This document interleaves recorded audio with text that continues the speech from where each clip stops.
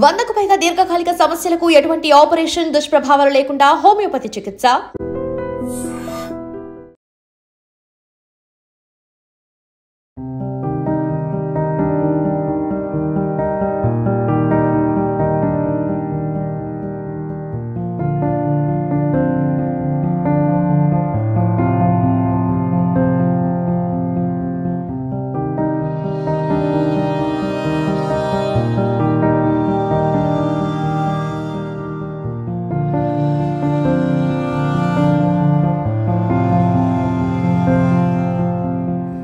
మంచిర్యాల జిల్లాకు సంబంధించిన ఒక ఇద్దరి వ్యక్తులు, అది వాళ్ళు చిన్నప్పటి నుంచి ప్రేమలో ఉండడం, ఆ తర్వాత మరి కుటుంబాలు ఒప్పుకోలేదు కాబట్టే ఇంత పెద్ద నిర్ణయం తీసుకున్నారా అనేది పెద్ద ఎత్తున ఇప్పుడు చర్చ అయితే నడుస్తోంది.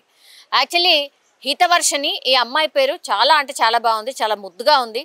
ఆమె బీటెక్ 4th ఇయర్ చదువుతోంది. ఇక్కడే హైదరాబాద్లో ఘట్కేసర్ ప్రాంతంలో ఉన్నటువంటి ఒక బీటెక్ కాలేజ్లో ఆమె 4th ఇయర్ చదువుతోంది. అండ్ ఇంకొక వినయ్ కుమార్ అనే అబ్బాయి కూడా, ఆయన కూడా సేమ్ ఏజ్, స్కూల్ మేట్స్ కూడా, classmates, school mates, college mates అయితే డెఫినెట్లీ కాదు. ఈమె ఇక్కడ చదువుతోంది, బట్ మరి అబ్బాయి ఎక్కడ చదువుతున్నాడో తెలియదు, కానీ ఆయన కూడా బీటెక్కే చదువుతుండో. ఆయన పేరు వచ్చేసి వినయ్ కుమార్.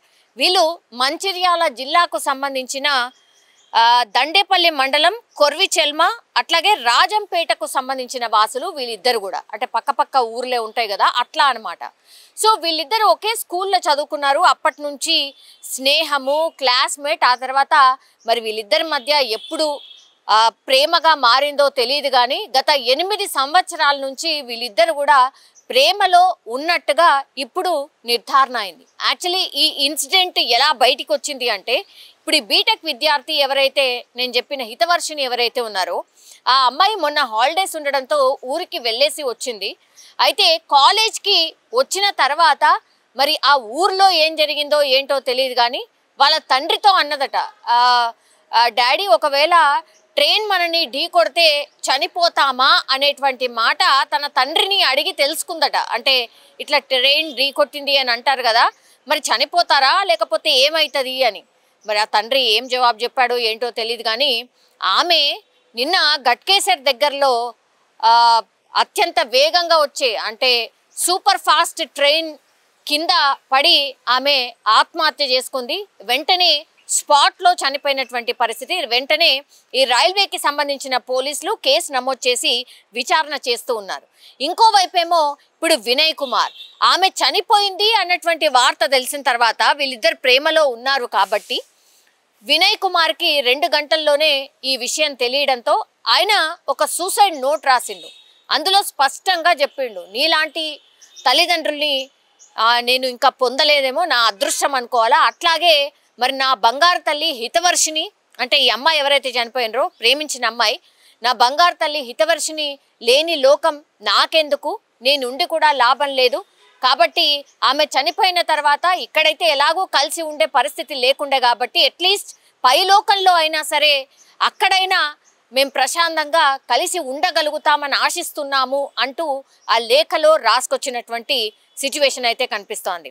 నెక్స్ట్ జన్మలో అయినా సరే మనమిద్దరం కలిసి జీవిద్దాం, మనం ఏవైతే కలలు కన్నామో ఈ జన్మలో కలిసి జీవిద్దాం అనుకున్నాం, కానీ సాధ్యపడలేదు.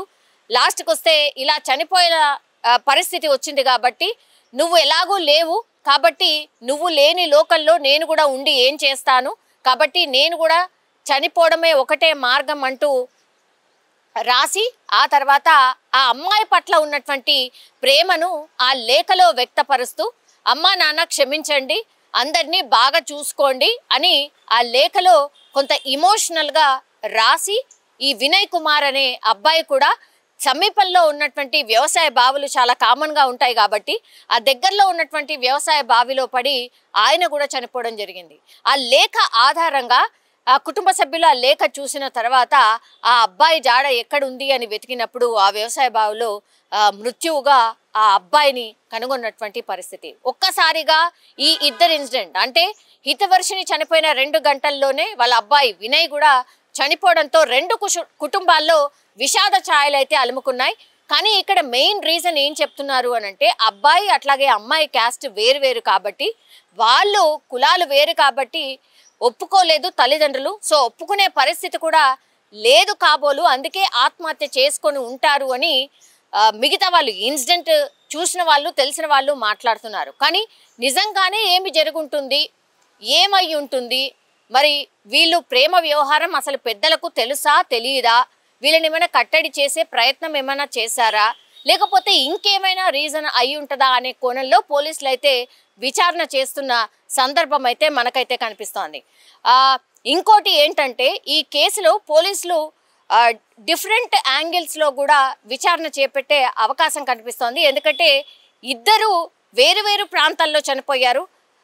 వీళ్ళిద్దరి ఫోన్స్ని కూడా స్వాధీనం చేసుకొని తల్లిదండ్రులకు కూడా విచారణ నిమిత్తం వాళ్ళని కూడా పిలిచి అసలు ఏం జరిగింది ఏంటి అని కనుక్కున్న తర్వాత ఏమై ఉంటుంది, వీళ్ళిద్దరూ ఆత్మహత్య చేసుకోవడానికి రీజన్ ఏంటి, ఎంతకాలంగా మీకు విషయం తెలుసు, మీకు తెలుసా వీళ్ళు ఆత్మహత్య చేసుకుంటామని కూడా మీకేమైనా చెప్పారా, మీరేమన్నా ఒత్తిడి తెచ్చారా అని విచారణ నిమిత్తం అడిగే ఛాన్సెస్ అయితే కనిపిస్తున్నాయి. పోలీసులు కూడా ప్రాథమికంగా కొంత సమాచారం కనుక్కున్నప్పుడు వీళ్ళిద్దరు కులాలు వేరు కాబట్టి అమ్మ నాన్నలకు విషయం తెలిసిన తర్వాత ఆ అమ్మాయికి నువ్వు 4th ఇయర్ అయిపోయిన తర్వాత మీకు పెళ్లి చేస్తాము, నీకు పెళ్లి చేసేస్తాము అన్నటువంటి మాట ఈ అమ్మాయికి చెప్పినట్టుగా ప్రాథమికంగా విచారణలో తెలిసినటువంటి విషయం అయితే కనిపిస్తోంది. ఇంకా వినయ్ కుమార్తోని లాస్ట్ కాల్ మాట్లాడింది ఆ అమ్మాయి. ట్రైన్ కింద పడే కంటే ముందు ఆ అమ్మాయి లాస్ట్ కాల్ డేటా సర్చ్ చేసినప్పుడు వినయ్ కుమార్తోని లాస్ట్లీ మాట్లాడింది. సో ఇన్ఫర్మేషన్ ఇచ్చింది, నేను ఇలా ట్రైన్ కింద పడి చనిపోతున్నట్టుగా హితవర్షిని ఆ అబ్బాయికి ఫోన్ కాల్ చేసి మరీ చెప్పిన తర్వాత ఆత్మహత్య చేసుకున్నట్టుగా భావిస్తూ ఉన్నారు. సో వీళ్ళిద్దరి కులాల ఇష్యూనా లేకపోతే ఇంకేమైనా ఇష్యూనా, మరి ఏం జరుగుంటుంది ఏంటి అనేది కూడా పోలీసులు విచారణ అయితే చేస్తున్నారు. కానీ ఒకటి మాత్రం చెప్తూ ఉన్నారు, ఈ ఇన్సిడెంట్ తర్వాత తల్లిదండ్రులైనా లేకపోతే ఇట్లా ప్రేమించుకునే పిల్లవాళ్ళైనా సరే ఒకటే చెప్తున్నారు పోలీసులు, దయచేసి మీరు క్షణికావేశంలో ఇట్లాంటి డిసిషన్స్ తీసుకోవద్దు, తల్లిదండ్రులకు శోకాన్ని మిగిల్చొద్దు, ఫైట్ చేయండి, చెప్పే ప్రయత్నం చేయండి, లేకపోతే విడిపోయే ప్రయత్నం ఏమైనా చేయండి. కానీ ఇట్లా మీరు క్షణికావేశంలో దయచేసి ఇట్లాంటి డిసిషన్స్ తీసుకోవద్దు అనేటువంటిది అయితే అంటే ఒక అవగాహన చెప్పే ప్రయత్నం అయితే పోలీసులు చేస్తున్నటువంటి సిచ్యువేషన్ అయితే కనిపిస్తోంది. కానీ మంచిర్యాలలో ఒక్కసారిగా ఒకే జిల్లాకు సంబంధించిన అలాగే పక్కపక్క ఊర్లకు సంబంధించిన క్లాస్మేట్స్కి సంబంధించిన ఇన్సిడెంట్ ఇద్దరు చనిపోవడంతో ఇప్పుడు ఒక రకంగా చర్చనీయాంశంగా మారిపోయింది.